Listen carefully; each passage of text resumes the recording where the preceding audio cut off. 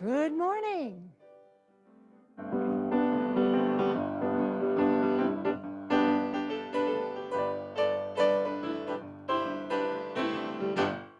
You are welcome here, wherever you're going to, wherever you're coming from. You are welcome here. You are welcome here, wherever you're going to, wherever you're coming from. You are welcome here, 'cause it's a house of love, a house of hope and dreams. It's a house of love, and you are welcome here, 'cause it's a house of love, a house of hope and dreams. It's a house of love,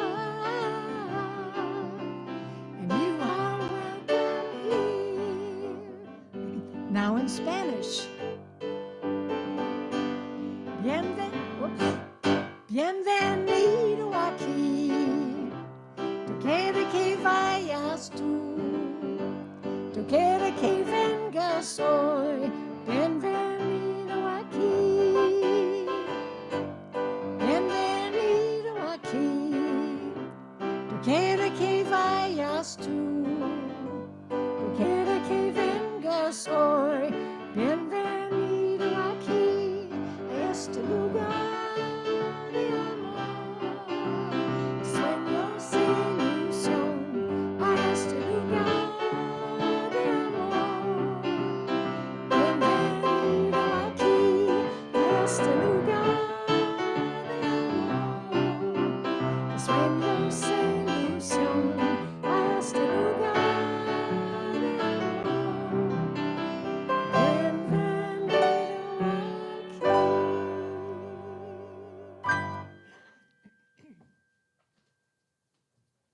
Bienvenido Welcome to Chalice Unitarian Universalist Congregation. We are a community of diverse beliefs and experiences, nurturing the liberal religious spirit and united by our desire to grow in love and in service. Whoever you are, whomever you love, whatever your life's journey, you are welcome here. Whether you gather with us every Sunday, once or twice a year, or are with us this morning for the first time, we are so glad you're here. I'm Reverend Sharon Wiley, Chalice's minister. Our worship musician this morning is Tim McKnight. Our song leader is Alice Dodd. And our tech team is Sarah Komnick, David Ogwin, and Dean Gadet. I have passed a rapid test this morning, so you will see me taking my mask off at the microphone. Welcome to this Sunday worship service. Welcome to those of you here in the chapel. You made it, and happy Mother's Day to those of you who are mothers. And welcome to those of you watching live using Zoom. Also, happy Mother's Day to our mothers. For those of us here in the chapel, you will notice that we have the back door open. This is to help ensure good air circulation in the room. There are also 4 air purifiers in the room. Please feel free to leave the chapel at any time if you are uncomfortable for any reason. You'll be able to hear what is happening in the chapel while you are outside on the courtyard. For those of you using Zoom, please notice on your Zoom menu that there's a chat button. You're welcome to use the chat box during the service. Just be sure that when you post there that you use that little blue drop-down menu to select everyone, so everyone can see what's being shared, which is how we like to use the chat, for everyone to talk together. I want to especially welcome those of you who are newcomers at Chalice this morning. Towards the end of the service, for those of you online, there will be a link in the chat box for adding your name to our email list. In-person newcomers have already provided your email when you signed in. Our weekly email is the best way to get information about the many groups and activities we offer here at Chalice. Now, let's take a breath together.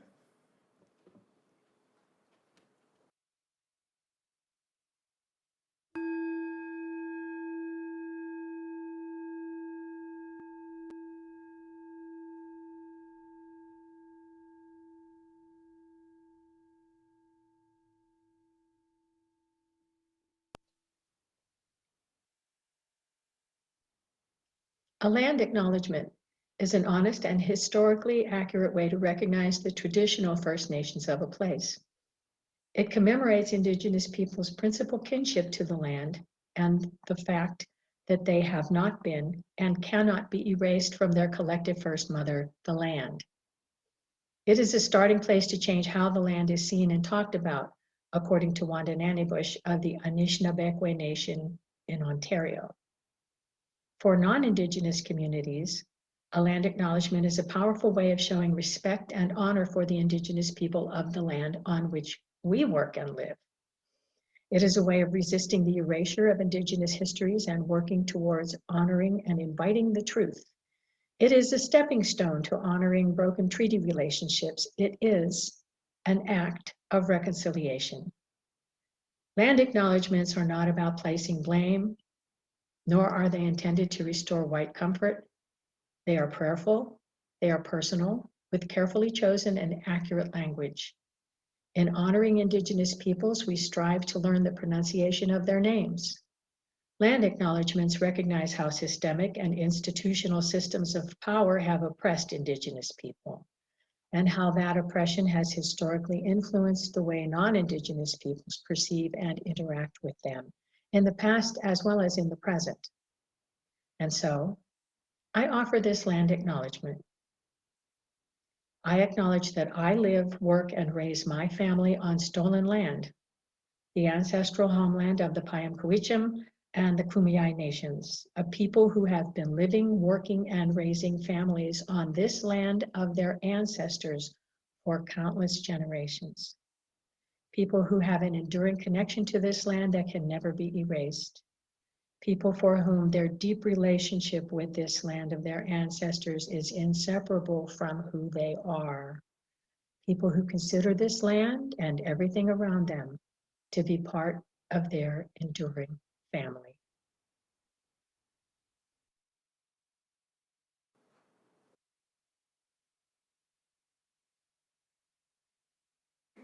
I'd like to invite Victoria Cagle to light our chalice this morning.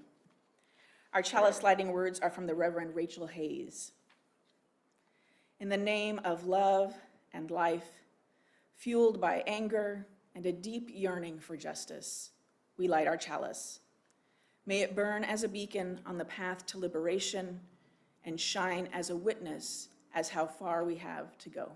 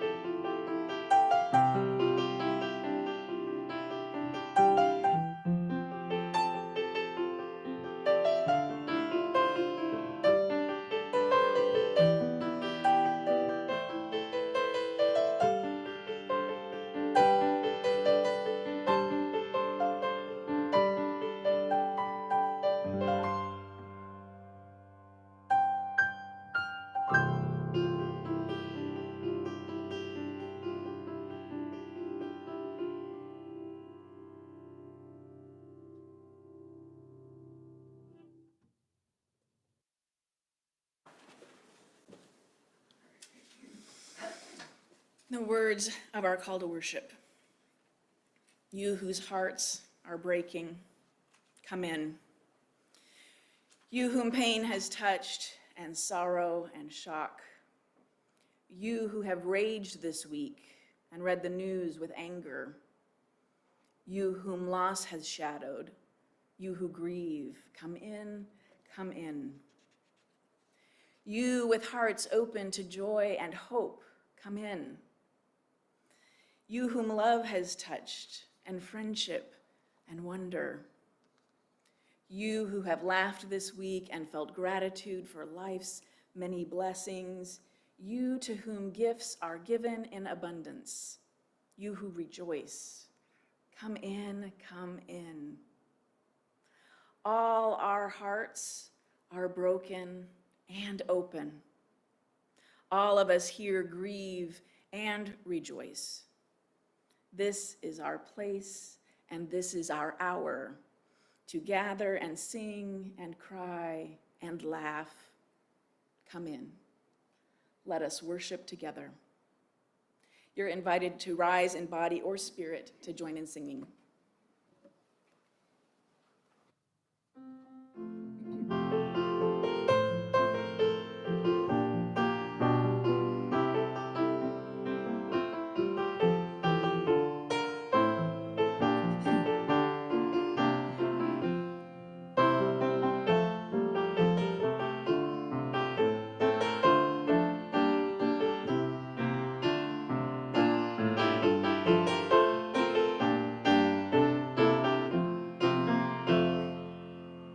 Tis a gift to be simple, tis a gift to be free, tis a gift to come down where we ought to be. And when we find ourselves in a place just right, no turning in a valley of love and delight.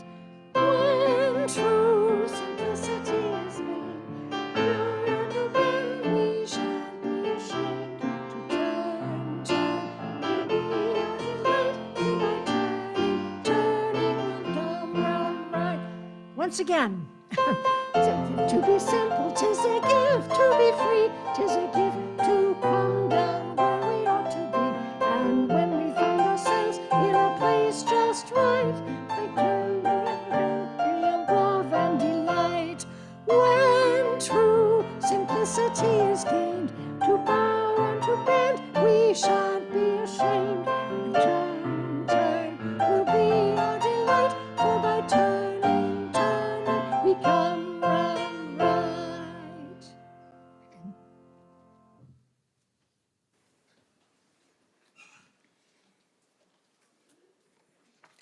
Our Sunday worship is the shared spiritual practice of our community, and we tend to the congregation during this time by sharing and honoring our joys and sorrows. Here in the chapel, you are welcome to write your joy or sorrow onto a candle card, which will be collected from you.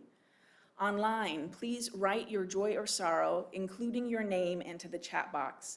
Including your name is how you indicate that you're willing to have your joy or sorrow shared out loud here. So these joys and sorrows will be spoken out loud, but we remove this part from the service for our recording that goes onto YouTube. So don't worry that sharing here won't be that publicly available. So we have a few minutes of music so you can write down what you would like to share. If you would like to send me a confidential note about your joy or sorrow, or to make a prayer request, please email me. My email address will be on screen.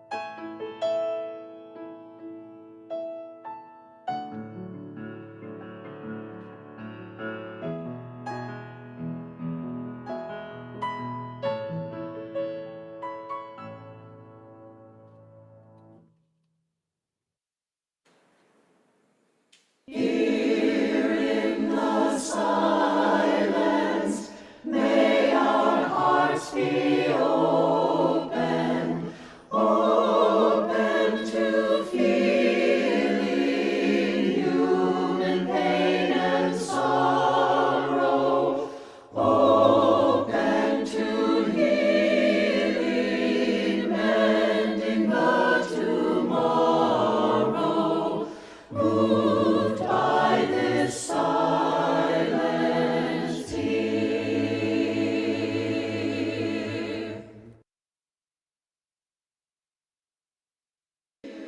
And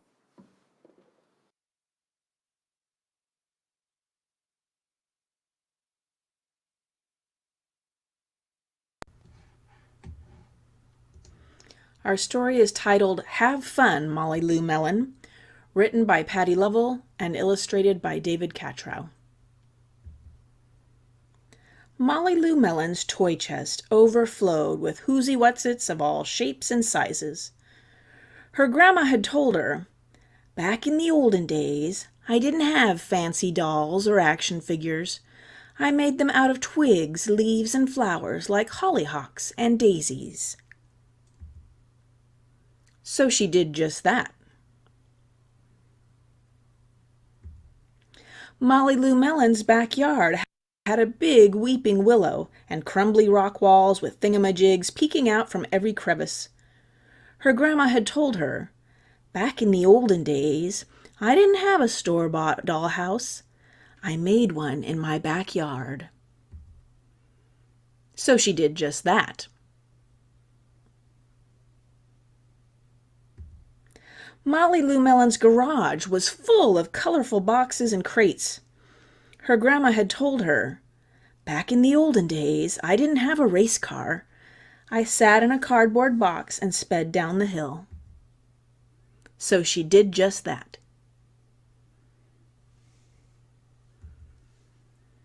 Molly Lou Mellon lay on her back in the tall, willowy grass. Her grandma had told her, "Back in the olden days, I didn't have a television. I watched the clouds that floated by, and I saw lots of things in them." So she did just that. One day, new neighbors moved in next door. When Molly Lou Mellon went to welcome their little girl, she heard Gertie say to her mom, "I'm bored, bored, bored." Molly Lou Mellon invited Gertie over to play. On Monday, Gertie brought over her darling Darla Deluxe dollhouse, complete with an electric mixer and working chandeliers.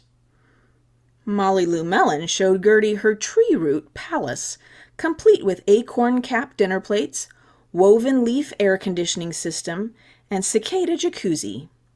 Gertie was amazed. On Tuesday, Gertie drove over in her battery-operated, fully loaded Coupe de Ville. "Look out below!" Molly Lou Mellon screamed right before hurtling down the hill in her turbo boxcar, hand-painted with orange and red flames. Gertie was amazed. On Wednesday, Gertie was going to call Molly Lou Mellon on her cell phone, but then she heard a strange sound coming from an old tin can that was dangling in the window. "This is the operator. Will you accept a call from me, Molly Lou Mellon?" "Yes," Gertie spoke into the can. "Great, come on over." Click. Gertie was amazed. On Thursday, Gertie asked Molly Lou Mellon if she'd like to come over and watch cartoons on her big screen TV. "It's 120 inches wide." Molly Lou Mellon said, "Not today, thanks. I'm going to go watch the clouds. They're sky wide." Gertie was amazed.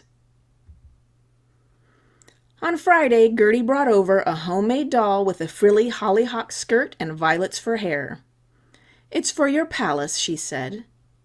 And Molly Lou Mellon was amazed.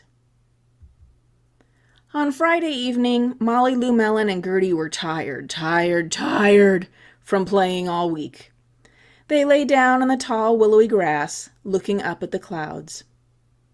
"I see a butterfly," Gertie giggled, "and a penguin and a refrigerator." Molly Lou Mellon opened her eyes wide and grinned her biggest grin. I see a grandma-shaped cloud winking at me.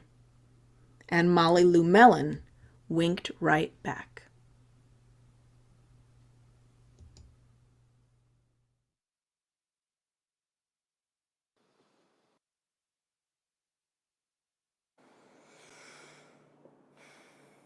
We have a lot to talk about this morning. The news this week that the Supreme Court plans to overturn the Roe v. Wade decision has been a long time coming for those of us who were paying attention. President Barack Obama nominated Merrick Garland to the Supreme Court in March 2016, and the Republican Senate majority refused to hold a hearing or vote on that nomination. So it's been 6 years, at least, that this plan has been aggressively pursued by far-right extremists who do not represent the will or the majority of Americans. The editorial board of the Washington Post noted that overturning Roe v. Wade means Americans will, quote, justifiably fear that rights will be swept away because a heedless conservative fringe now controls the judiciary, end quote. Outrage and uproar have followed the leak of the draft decision this past Tuesday, playing out on the news and on social media. Our outrage is important and helpful to our elected leaders who need visible public support in order to get things done. There is much discussion about what might happen if this decision becomes final in June. If it would hearten you to be with other people and take action on this issue today, there is a march for reproductive rights starting at noon, meeting at Balboa Park outside the Comic-Con Museum. And there will certainly be more protests and actions to come. Here in California, abortion rights are broadly protected. Governor Newsom said this week that he will propose an amendment to California's Constitution to further protect abortion rights, and that amendment should be on the ballot this November. The original Roe v. Wade decision came in 1973. 5 years before that, Unitarian Universalists resolved the following. Be it resolved that the 1968 General Assembly of the Unitarian Universalists Association urges that efforts be made to abolish existing abortion laws, except to prohibit performance of an abortion by a person who is not a duly licensed physician, leaving the decision as to an abortion to the doctor and his patient. Since that's, I love it. Sorry, I just love it. Since that statement in 1968, Unitarian Universalists have taken a public position in support of abortion rights and reproductive justice 17 times, most recently in 2015 with our Statement of Conscience about reproductive justice. Our long commitment to this issue is one of the reasons that I am a Unitarian Universalist. So, there's all that. That's this week since Tuesday. This news this week of the Supreme Court is just another step in the rise of authoritarianism we've been living with since at least 2016. We hoped that when Trump wasn't president anymore, that everything would somehow change. We hoped that when vaccines came out, that everything would somehow change. But no matter what we do, it seems, our democracy is threatened. Voting rights are under attack, white nationalism is flourishing, and misinformation is considered one of the greatest health problems of our time. And the question, one of the questions we come back to time and time again is, how do we live in times like these? What should our lives be like? What should we be doing? We know it is not sustainable to let fear overwhelm us. We lived that way through most of the Trump presidency, didn't we? It was exhausting, reading the news every day, outraged, upset. It was debilitating. But the antidote to that exhaustion and overwhelm can't be to not read the news or to ignore what is happening in the world. It would have felt ridiculous to live as if things were fine. It would feel that way now. Our worry was testimony that we were aware, we were informed, we could see what was happening. So we must find a way, continue to search for and find a way to be informed citizens without letting fear and anger overwhelm us. Each of us has to do that work on our own. Many of you have been working on it, I know. We've talked about being intentional about when you read the news and where you get your news and how much do you read or watch at one time. Remember what life was like before the 24-hour news cycle? The news came out in the morning and the evening. Consider now picking one or two news sources that are reliable and read or watch them intentionally at times you choose. Be aware of how much the news is designed to be alarming and sensational, to keep us clicking and reading. Even our most reliable, trusted news sources need our clicks and are prone to the sensational headline. So just stay aware of that. The leak of the Supreme Court decision, draft decision, is big news to be sure, but then the news industry wants to take that big news and keep scaring us with it to keep us clicking, to keep us reading. We need to be mindful of when we're being triggered, right? When that's provocative to us. The news is bad enough without being overhyped. Living with intention is as great a challenge as it has ever been. It is too easy for us to numb ourselves in the comfort of our homes with a never-ending barrage of internet and television and movies, not to mention alcohol and other substances. At home, or even on our phone, the world is at our fingertips. But that sense of activity and connectedness can be an illusion. So I want to talk for a moment about our story, the story of Molly Lou Mellon and her friend Gertie. The story is all about the different ways that children can play, can engage themselves to pass the time.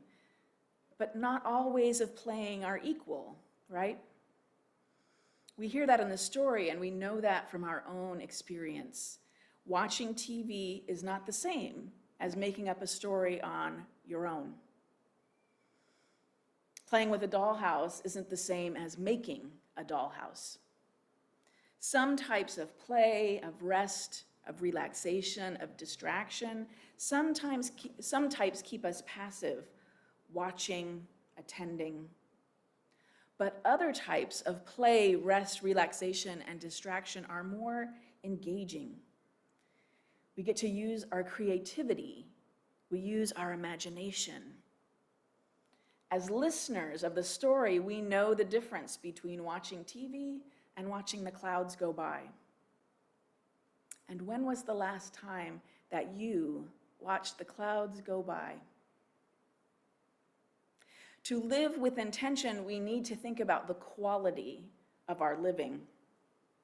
How do we rest in a way that really restores us, not just a way that keeps us distracted from our tiredness for some window of time? How do we engage with the challenges of our times in ways that are nourishing and enlivening, not just enraging and exhausting? Earlier, I mentioned that there's a march at noon today. What I said was, if it would hearten you to be with other people and take action on this issue today, there is a march for reproductive rights. The march is to nourish us, to enliven us, to give us strength in knowing that we are not alone. It's not an obligation, it's not to scare us, and it's not another thing to do on a long list of things to do. We need to find the activities that lift us up, not pull us down. If a march doesn't lift you up, then don't go.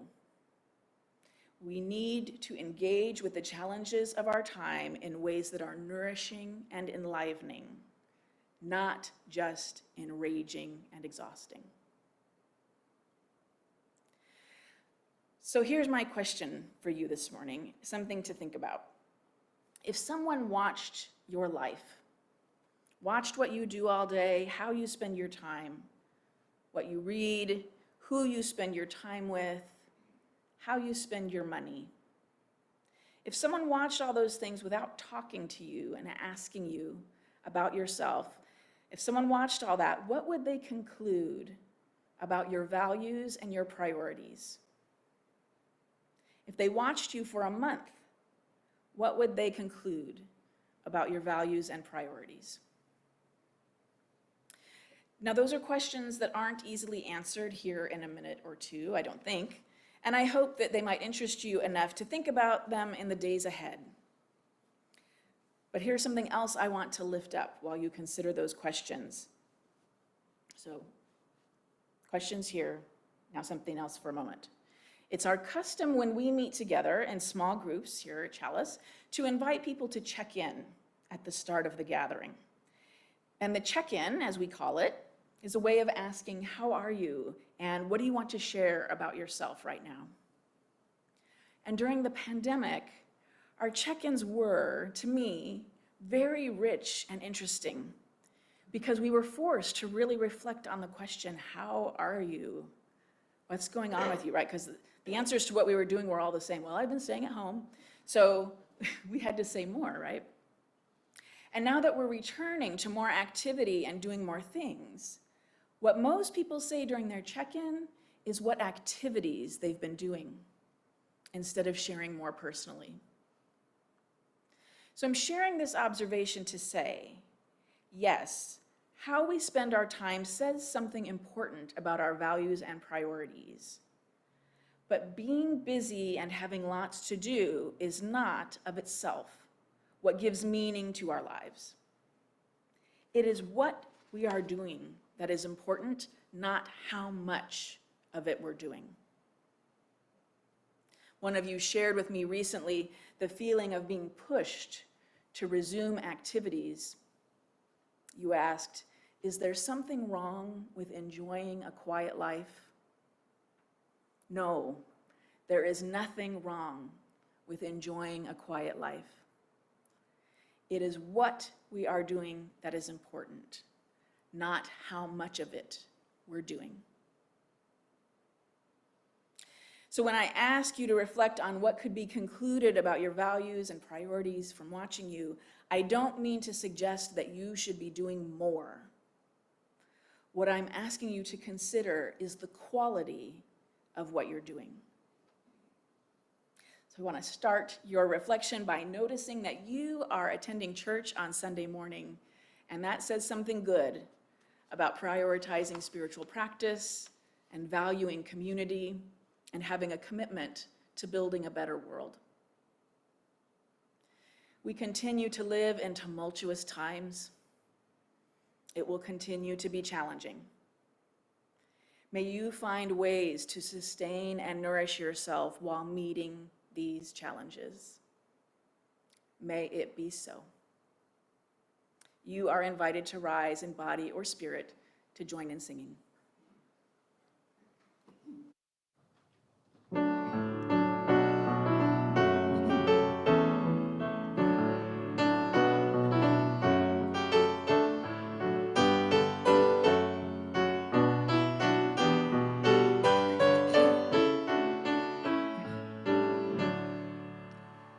Touch the earth, reach the sky, walk on shores while spirit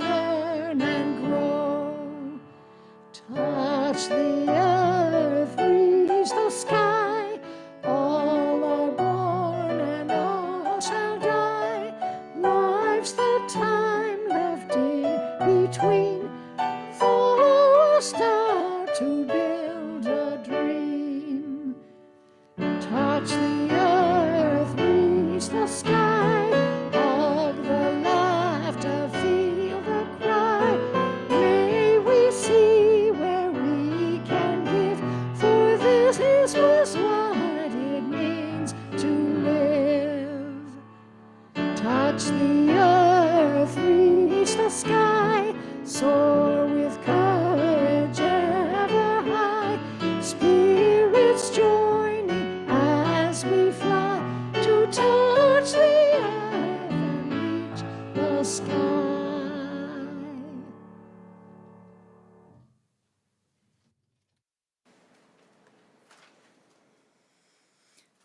The Sunday offering is an expression of the generosity that makes our congregational life possible.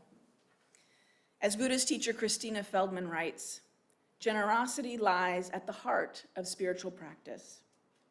Extending generosity to ourselves and others gladdens our heart, is a direct way of healing division, and brings joy. Please text your donation to Chalice. If you haven't texted a donation before, know that once you text the amount, you'll get a reply with a link to follow to enter your credit card information. And after you've done that once, you won't need to do it again if you make a subsequent donation. If your Sunday donation is part of your pledge payment, please be sure to indicate the word pledge after the dollar amount. And also know that you can make a text donation anytime. It doesn't need to be just during the worship hour. So the phone number for text donations will be on screen in just a moment. Please give generously.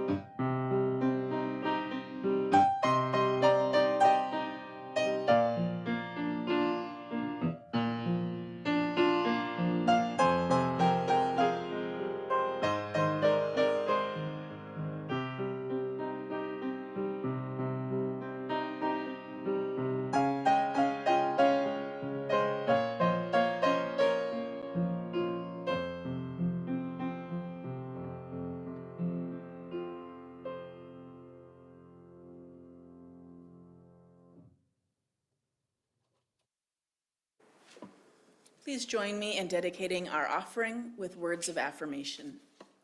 At Chalice UU Congregation, our mission is to act, to promote UU principles in ourselves and in the wider world.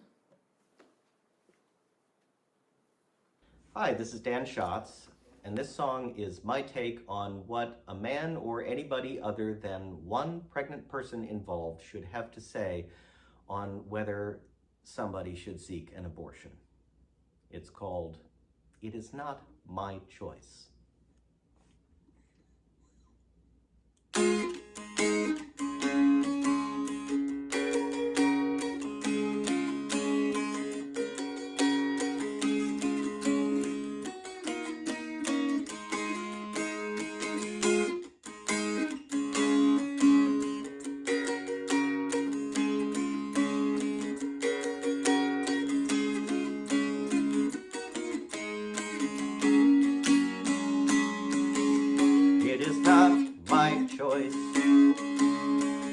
It is not my body, it is not my choice.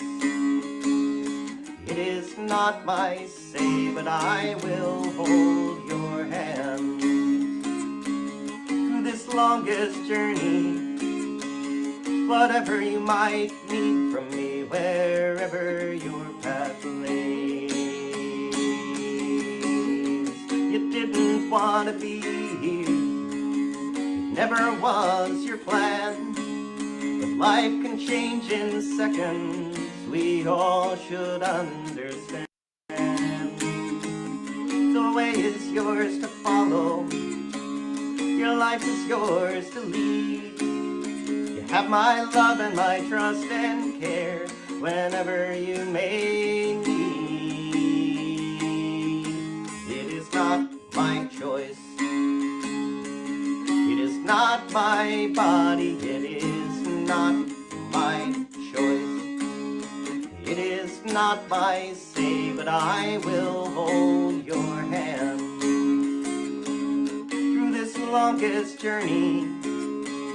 Whatever you might need from me, wherever your path lays.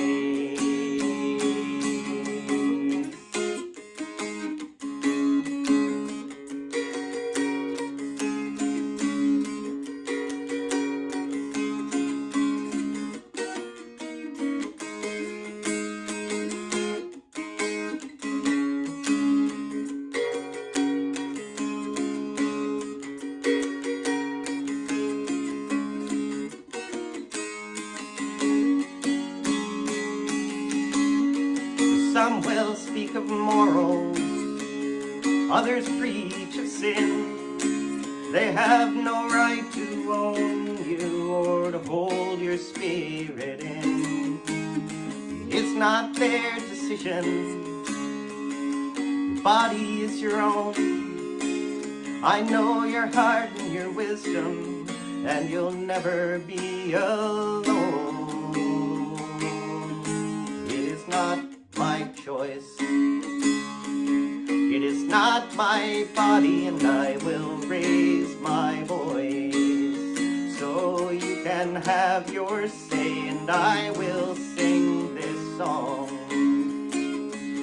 for every woman's freedom and faith in every woman's mind to choose in her own way.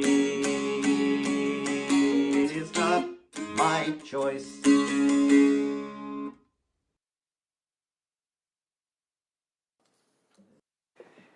He's a UU minister, just to be clear. Will you join me in the spirit of prayer? The words come from Reverend Tamara Labak.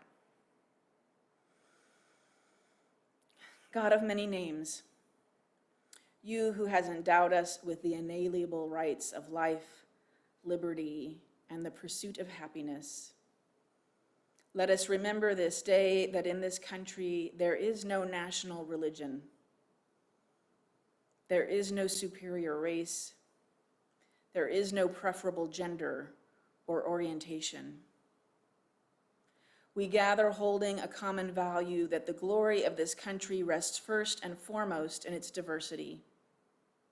Out of many ideas, out of many beliefs, out of many views, out of many voices, out of many passions, out of many experiences, we are one. Help us, O God, to never forget that we need not be alike to live and love alike. We ask for forgiveness this day for our national and individual transgressions when we have chosen inaction or silence in the face of injustice and abuse of power, and our failure to claim our own. We ask for forgiveness for when we have not known our own neighbor, fed our hungry, or equipped our future generation with knowledge and love. We ask for a blessing on this nation according to our own faith and forms, and pledge our voice in support of moving closer and closer to freedom. These and the prayers of our hearts we pray now in the silence.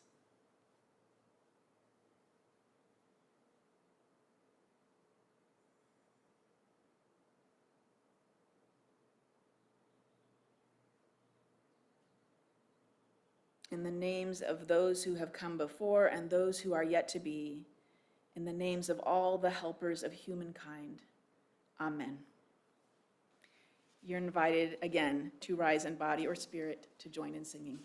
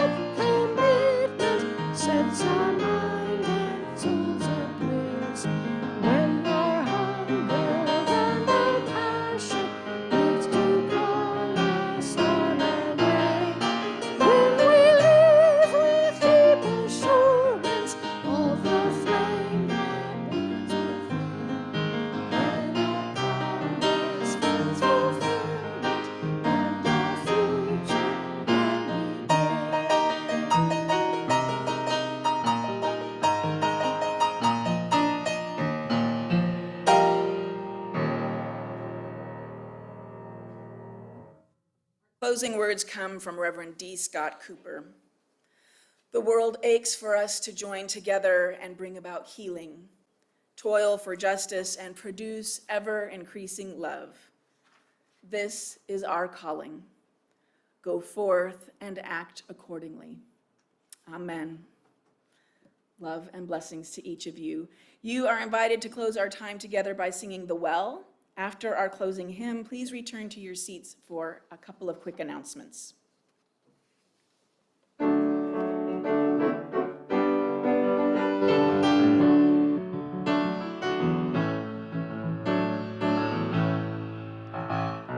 drink from the well together, cool, cool water that quenches our thirst, a thirst for justice, a thirst for glory, a thirst for our love that we're all part of.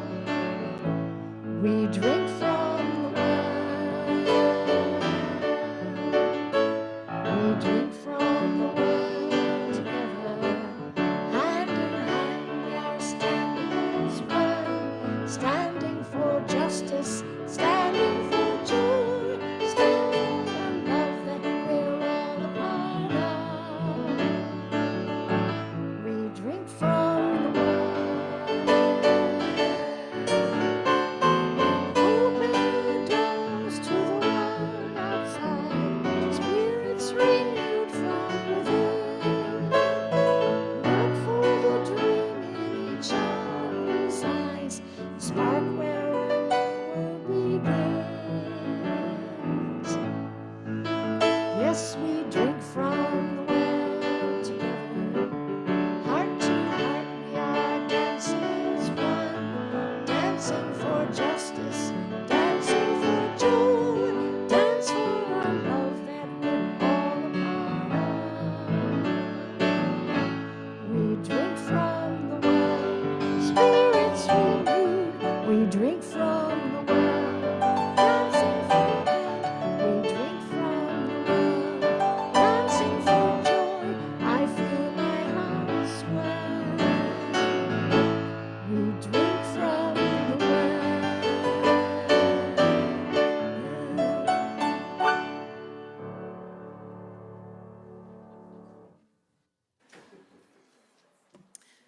So just a couple of quick announcements. So All Church Camp is happening this year for the first time in a couple of years. So you'll get an email about that today. So I just want to lift up, we have a Unitarian Universalist camp in our region of the country in the San Bernardino Mountains. And, not every UU church in the nation gets to have like your own UU camp you go to. When churches go to camp, they use other churches' camp. But our camp has like little carved chalices and the wood railing. And so it's very special. If you've never been, please consider going. So you'll get that registration this afternoon. It's the weekend of June 3rd through 5th. You do need to be fully vaccinated to go, so that does mean that the littlest ones can't go this year. And so hopefully that will change next year. And we do go to that camp with our friends from First UU Church of San Diego. So please check that out and consider going. I will be going that weekend and look forward to being with the Chalice folks who want to come. And then for those of us who are here in the chapel, you're invited to enjoy social hour on our courtyard. Masks are optional.